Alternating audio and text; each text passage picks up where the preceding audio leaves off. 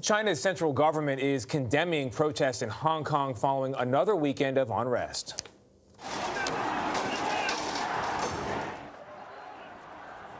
Protesters clashed with riot police on Saturday and Sunday. More than 60 people were arrested. Government officials say the violence has caused serious damage to the city's international image, rule of law, and the lives of residents. Ramy Inocencio has been covering the protests for the past 2 months.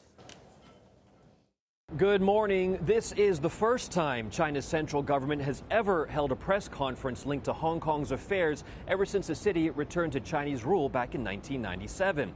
Beijing has condemned the violent protests and urged calm. Protesters demanding more freedoms and pushing back against Beijing clashed in street battles with riot police, firing tear gas and rubber bullets across Hong Kong.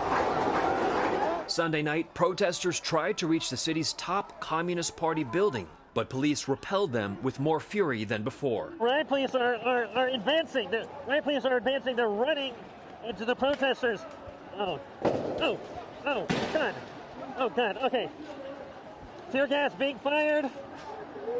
Here we go. Police hauled people away, but more protesters using guerrilla tactics threw down signs and threw back tear gas. On Saturday, unprecedented chaos near the border with mainland China. A week earlier, angry mobs had beat protesters and bystanders in the subway.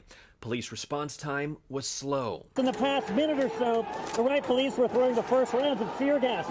We ourselves were sprayed, but now it's only angered the crowd even more. This weekend's escalation in violence is now the new normal for one of Asia's most international and financial cities, with neither the city's protesters, government, nor Beijing willing to compromise. Beijing also said it stands firmly behind Hong Kong's embattled chief executive Carrie Lam. Protesters have demanded that she resign, so this is unlikely to end anytime soon. For CBS This Morning, Ramy Inocencio, Hong Kong.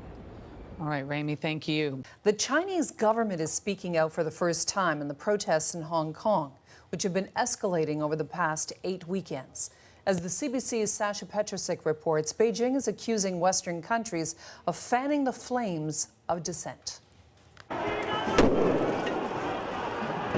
China's message today was tough, but it was measured, clearly calculated not to add fuel to the fire, not to provoke the protesters any more than necessary. But obviously, Beijing is not happy with what's going on, very frustrated, especially with the latest confrontations that we've seen over the past weekend, the running battles, the loads and loads of tear gas, the protesters who seem to also be getting more frustrated and more angry and putting up roadblocks, setting fires, doing some things that are obviously a greater challenge to the police.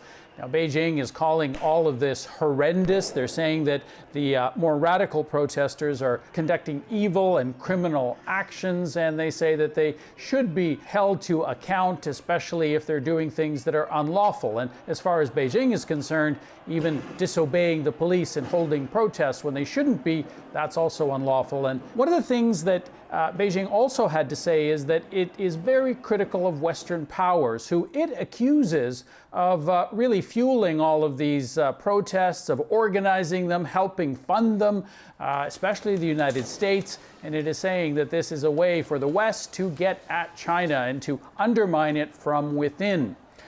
One of the things that it also is clearly signaling, though, is that it is prepared to let the government in Hong Kong and the police there handle this matter, that it is not intending to send in troops. At least that seems to be the intention right now. It had a brief reference that there is a legal way that they could send in troops, that the troops which are stationed in Hong Kong at the moment could be employed to help the police, but it's saying that's not on the cards right now. At least those are the signals that it is sending. For now, it seems to be content to let the Hong Kong government and the police handle things and really take the heat. Sasha Petrusik, CBC News, Beijing. Tens of thousands of people have gathered here in Yuen Long for yet another demonstration in what's turning into a whole summer of demonstrations here in Hong Kong. This one is particularly worrying for the authorities here because it's an illegal demonstration. They haven't got a permit, and yet tens of thousands of people have assembled here. Some of the demonstrators here in Yunlong have just broken through a fence and are approaching police riot lines.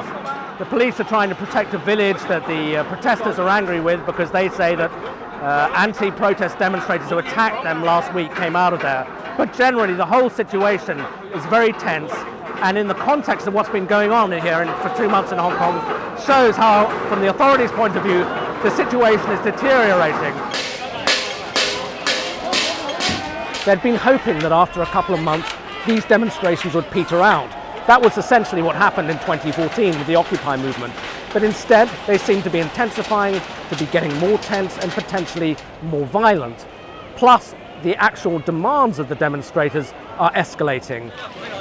We wish to urge the US, the Washington, to pass the Hong Kong Human Rights and Democratic Act to put force on the Hong Kong government that to let us to have universal suffrage.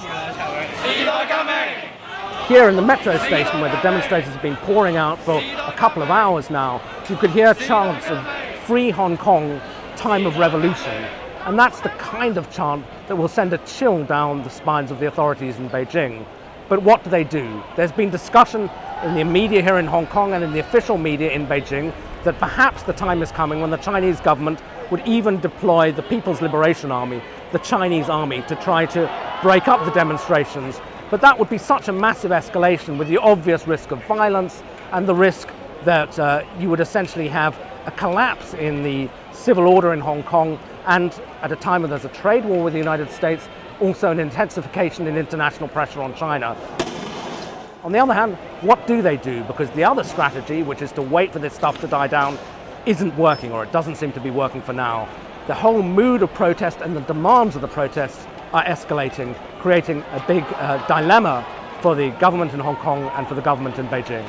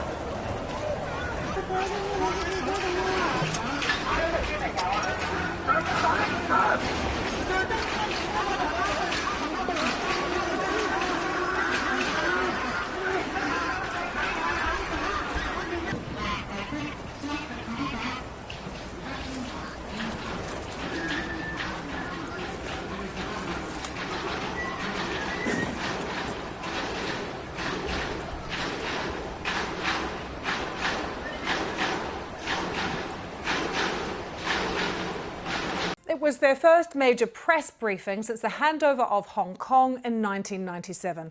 In the past couple of hours, the Hong Kong and Macau Affairs Office has spoken out on the violence in the territory. A spokeswoman said Beijing gave their support to Hong Kong's leader, Carrie Lam, following another weekend of protests. And it supported the police to protect the rule of law and called on people to oppose violence. The central government firmly supports Chief Executive Carrie Lam in leading SAR government in law-based governance, firmly supports the Hong Kong police in strict law enforcement, firmly supports relevant departments of the SAR government and judicial agencies in bringing to justice the criminals, firmly supports people who love the country and love Hong Kong in defending rule of law in Hong Kong. We were watching that statement very closely. Very rare to hear from them. Let's take you to Celia Hatton, who was at that press conference in Beijing. Celia, first, how unusual was it to have a statement like this, and what did you make of the language? Well, as you said, it's the first time since 1997 that this particular wing of the Chinese central government has spoken directly to the press. So they're obviously trying to get in front of this problem and trying to deal and hand out really their viewpoint on what's going on in Hong Kong, although they also were very, very careful throughout the press conference to continually reaffirm their support for the Hong Kong authorities, Carrie Lam's continued governance, and also their support specifically for the Hong Kong police. Both of the spokespeople who spoke at the press conference referred several times to the brave, courageous police and had their sympathies for their families and what they're all going through. Controversial statements, of course, because many people in Hong Kong believe that the police have gone too far in using violence to stop these protests. Any suggestion from them, Celia, that the military could intervene, the Chinese military? That was the one question that was asked at the that was quickly batted away, and really the spokespeople want to deal with that issue. Yes, they did something that the Chinese Ministry of Defense did last week, which was to just simply quickly inform reporters that they needed to go and look at the relevant law on the books, the relevant law that's outlined in Hong Kong. Now, they're referring to Article 14 of the Hong Kong Basic Law, which says that, yes, the Chinese military can intervene in Hong Kong in instances of natural disaster and social unrest. It's quite a vague law, and that's all the spokespeople today would say, but they clearly did not want to discuss that. They were much more eager to talk about how Hong Kong could prosper economically if it was only stable, if the small number of radical protesters were put under control. That was something they had a lot of time to deal with, but they didn't want to talk about military intervention. So, Celia, in that sense, were there quite a few sort of carrots, as it were, being offered to the people of Hong Kong, as well as a few sticks? That's right. I mean, there was an interesting mixture of language at this press conference, because on the one hand, you could see that they wanted to talk about, you know, the prospect of greater economic development. They tried to sound quite understanding at times, saying that they understood problems of Hong Kong youth in dealing with affordable housing, in getting employment. Wanted to do more to help those people who were unhappy in Hong Kong, that they recognized these were problems. But then they were also very, very quick to blame the so-called radical protesters and how they were being propped up by Western governments. They said that there were certain individuals who had been very unhelpful, and that really some individuals trying to boost unhappiness in Hong Kong in order to curb China's development overall. Celia, good to see you. Thanks for joining us from China. And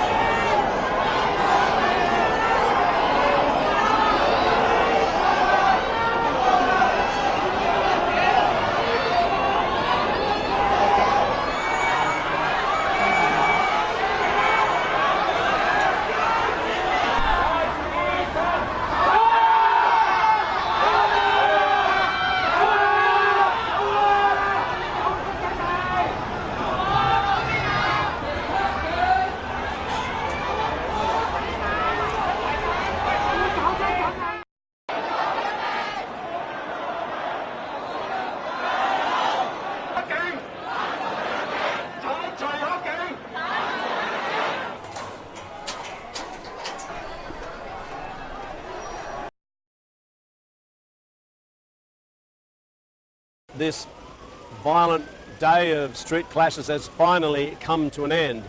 The protesters were here in their thousands, tens of thousands at the height, and have now finally been pushed by riot police, sort of block by block towards the train station, and they've left. And behind me, I'm sure you can see that the riot police too are now sitting down resting after having a full day of battles with hardline protesters, throwing bricks and other projectiles at them. They've responded by firing rubber bullets, tear gas, pepper spray, and it just shows yet again that these protests are escalating in terms of the level of violence. You know, a few weeks ago we saw the odd projectile maybe being thrown back at the police, but today there were a lot. You know, protesters came here geared up for battle really. Some had their homemade shields, their own gas masks, their own helmets. They knew there was going to be a big fight, and there's no sign of an end to this. We're now in the second month of this political crisis. The protesters have expanded what they're calling for. They initially were demanding that this bill be withdrawn, this unpopular bill allowing for people to be extradited to mainland Chinese courts controlled by the Communist Party. That bill is now effectively politically dead. Those mass street rallies featuring hundreds of thousands of people killed it. And yet, emboldened now, bolstered by that victory, if you like, they've decided to accelerate, and they're going in harder, attacking the authorities. They believe the peaceful path doesn't work now, and for many they think this is it. This is the fight for Hong Kong that had to come, and they're hoping somehow or other this will lead to genuine democratic elections here. But there's no sign that the government in Hong Kong, and especially in Beijing, will be prepared to grant them that. In fact, potentially it could go the other way. Imagine the Politburo Standing Committee in Beijing watching this rebellious city where tens of thousands of people are prepared to attend what is essentially an illegal gathering. The nuclear option for them would be to send out the People's Liberation Army, who are garrisoned in the city, to take back control of the streets. But really that would be the end of Hong Kong as we know it.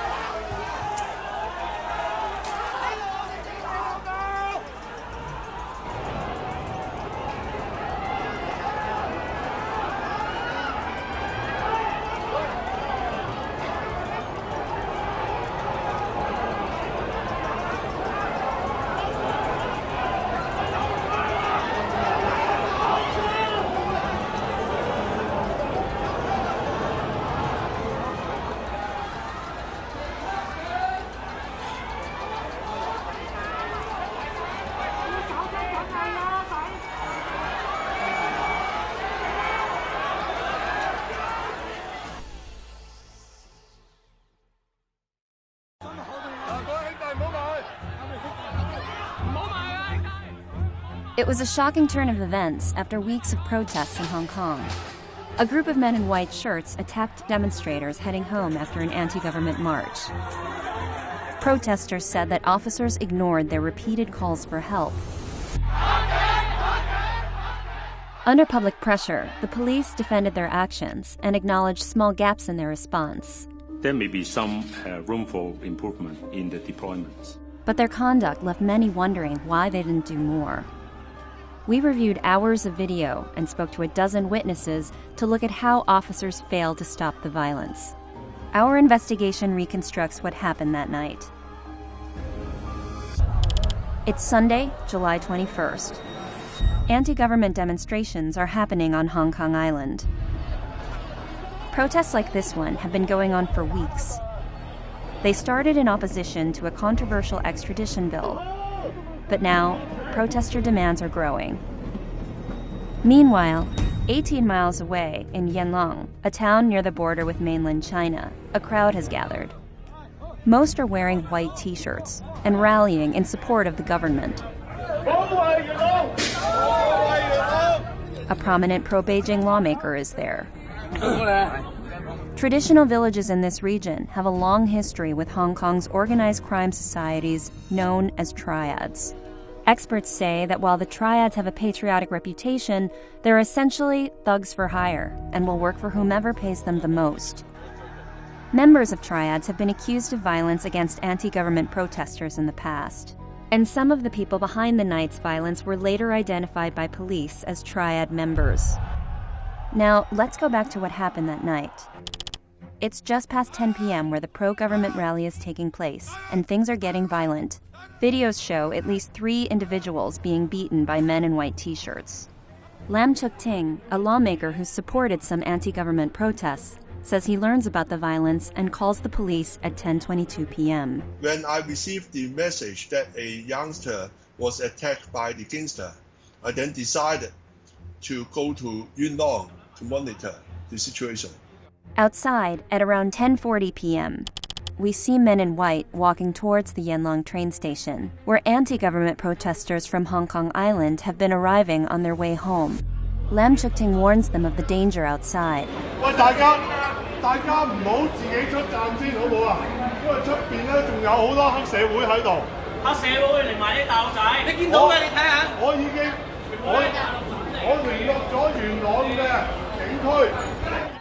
But the mob comes inside the station, and they begin to taunt the protesters. Moments later, we see 2 officers leaving the scene.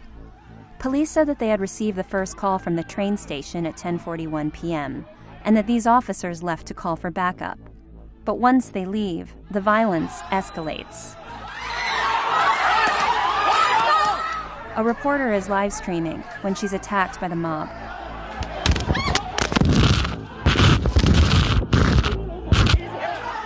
People run up the stairs trying to escape.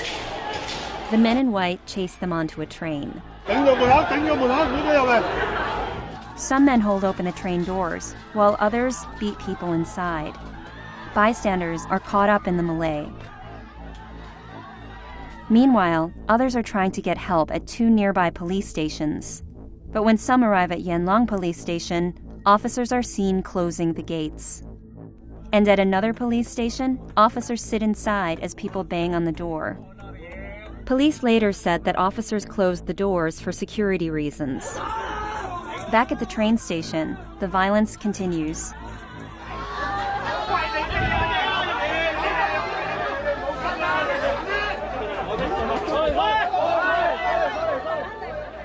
Finally, the train leaves.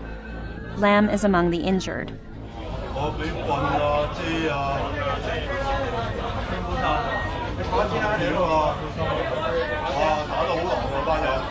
You can see my right hand have a bone fracture, and my mouth, you can see my mouth. The violence lasts for about 20 minutes. In our analysis, we never see any police officers at the scene during this period. It's now 11:15 p.m. As some of the men in white t-shirts run away, police do not appear to pursue any of the perpetrators. Protesters confront police for their lack of action for nearly half an hour. At this point, the officers leave the station. Entrance gates close behind them. But at 12:26 a.m., the mob in white t-shirts is back.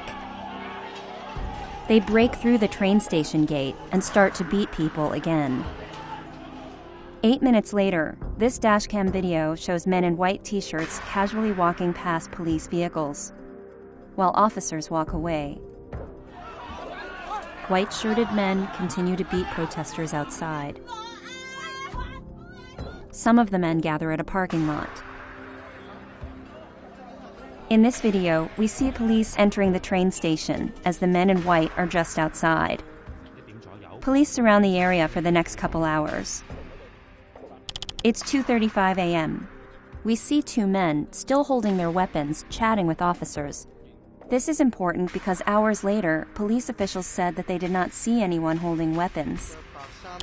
Finally, around 4 a.m., several of the men in white t-shirts drive away. No one was arrested overnight. At least 45 people were injured during the attack at the Yanlong station. Police have admitted that they were informed about a potential attack in Yanlong in advance. The Hong Kong Police Commissioner said the anti-government protests were the reason for the slow police response. Every time when there is a major event which may lead to violence, confrontation, we have to redeploy some of my manpower from various districts to the Hong Kong island. The police have since arrested 12 suspects for the attacks, many of them with triad connections. Still, protesters say officers could have done more to prevent the violence. The police force deliberately turned a blind eye to the wrongdoings and let the Hong Kong people being attacked indiscriminately. Right now in Hong Kong, most of Hong Kong people do not trust the police force anymore. Almost a week after this incident, thousands gathered in Yanlong to protest the attack and the police response.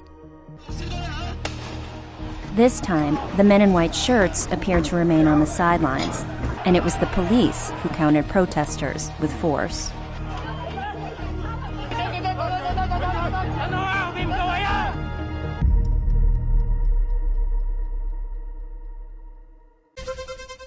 Take a look at these photos. Massive protests in Hong Kong taken earlier today by former State Department official Christian Whiten. The protests are expected to continue and grow throughout the whole weekend. Now, there was speculation earlier today that China was planning to declare martial law this Sunday as the government faces resistance from within. The foreign minister is now denying this. Christian Whiten joins us now by the phone from Hong Kong. So, Christian, what are you hearing about this rumor of martial law?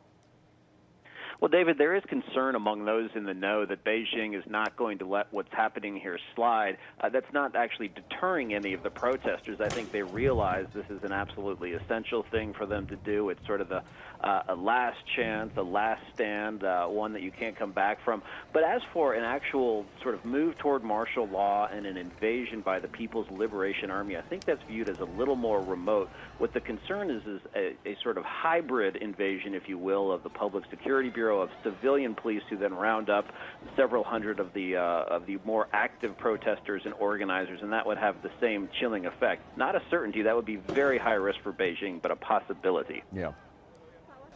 So, Christian, the Hong Kong government yanked the extradition treaty, right? And that was the initial spark for these protests. What exactly is the end game now? I mean, obviously, China's not going to either invade Hong Kong or renounce Hong Kong.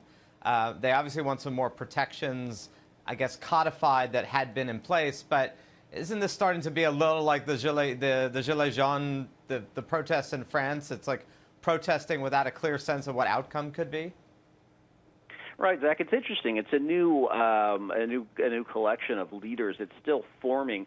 Some of the demands are varying. So, there's a demand that even though the extradition treaty has been pushed to the side, that it be formally withdrawn and killed off. There are others who want the chief executive to resign for her role in what's going on. There are questions about what the police have done. There are demands that some of the protest leaders who are in jail, along with some very ordinary citizens, airline pilots included, for example, should be let out of prison. I think more in aggregate, this will go in the direction that Beijing needs to fulfill the promises it's broken, which included universal suffrage, the popular election of a chief executive, essentially real democracy in Hong Kong instead of the half democracy, and also a restoration of the autonomy that Beijing promised to Hong Kong in the handover from Britain to China. Christian, Jonas Ferris, is it possible any of this has anything to do with the trade war in the sense that China's now been kind of pushed into a corner? They're not allowed to be the China they were of the last 20 or 30 years. And are they overreacting, China, because of that pressure from us? Or are the people more inclined to protest because they feel like now we can get China to change their behaviors? Or is it completely unrelated? Jonas, I think that implication is absolutely right, that it's related, that Xi Jinping's power has been diminished as he's botched the trade war. He's failed to realize the power of the U.S. economy, the strong hand that Donald Trump in the U.S. has. You know, Xi Jinping, the Chinese leader, essentially crowned himself emperor at the 2017 Party Congress. That was supposed to lead to some new great level for China. It's been downhill since then. The economy is lazy. He has botched the trade war. And this in Hong Kong is further diminishing his power. I think it's good for the United States. There's a tendency to view these two things as separate, but I think it all comes together. Yeah, I was reading some of those, Christian, let's say, connecting the dots kind of pieces. But I'm just curious. I mean, if civil servants strike on Monday, as they are threatening to do, is the government going to clamp down? I mean, are they going to fire people? Are they going to seek retribution? Are you hearing anything along those lines? That threat, Deirdre, was actually what prompted, I think, the genesis of tonight's protest, which were civil servants getting together, being very upset that they were told they must shut up. And that's remarkable. These are risk-averse people. These aren't really young students who are more aggressive. And then they were joined by tens of thousands of ordinary Hong Kong citizens. Also, the word is that there's going to be a protest today in Kowloon, just across the harbor here from Central, that will be probably large. But even bankers are joining into these protests. And for a city that supposedly had no soul in a way and was focused just on making money, this sort of outpouring, I think the government is going to be very hesitant. It has to, is not sure-footed because it had to back down once, and it doesn't want to sort of stick its neck out and have to do that again. So, it'll be very interesting to see how it develops. A lot of passion in these protests. Christian Whiten, a fascinating time to be there. Stay in touch. We'd like to hear your updates. I appreciate it. Now, dozens of people have been charged with rioting over their alleged role in the Hong Kong protests. The massive anti-Beijing protests have become increasingly violent over the weeks as a really overwhelmed local police force and counter-protesters have been going back and forward against each other with a large amount of force. For more on this and other news from around the world, let's turn to our Hong Yu. So tell us about these people who have been charged and just exactly how the other protesters reacted to the news. Well, Mark, those charged are just a tiny portion of the hundreds of thousands of pro-democracy protesters that gather every weekend in Hong Kong to demand a complete withdrawal of the now suspended extradition bill. But they marched beyond the authorized demonstration zone to the city center, where the protests became illegal and led to violent clashes with riot police. Among the 44 arrested were an airline pilot, a teacher, a nurse, and even a 16-year-old girl. Hearing they could face up to 10 years in prison if convicted, hundreds of people gathered outside the Kwai Chung police station to demand the detained protesters' release.